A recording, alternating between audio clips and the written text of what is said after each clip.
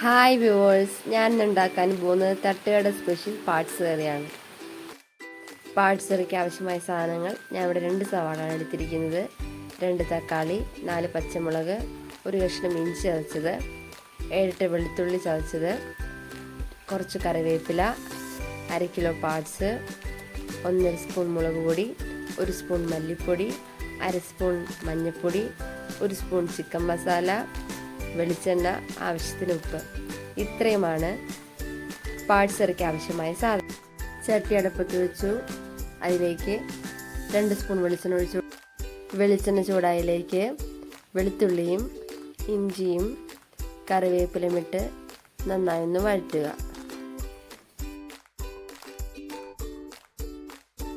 ഇനി ഇതിലേക്ക് അരിഞ്ഞു വച്ചിരിക്കുന്ന സവാള കൂടി ചേർത്ത് നന്നായി ഇളക്കുക.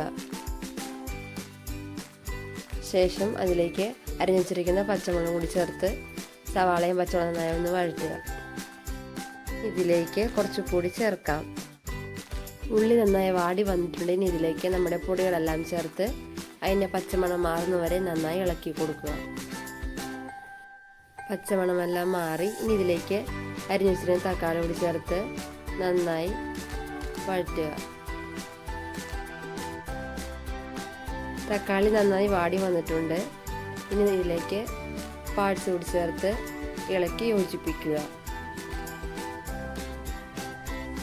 ഇനി ഇവയെല്ലാം നന്നായി ഇളക്കി യോജിപ്പിച്ചതിന് ശേഷം വെള്ളം ചേർക്കാതെ വേവിച്ചെടുക്കാം. ഇനി നമുക്കൊന്ന് മൂടി തുറന്ന് നോക്കാം. പാർട്സ് എല്ലാം നന്നായി പകുതി വേവായിട്ടുണ്ട്. ഇനി ഒന്നുകൂടെ ഇളക്കിയതിന് ശേഷം ഇതിലേക്ക് 1/2 കപ്പ് ചൂടുവെള്ളവും കൂടി ചേർത്ത് ഒന്നുകൂടെ മൂടി വെച്ച് വേവിക്കാം.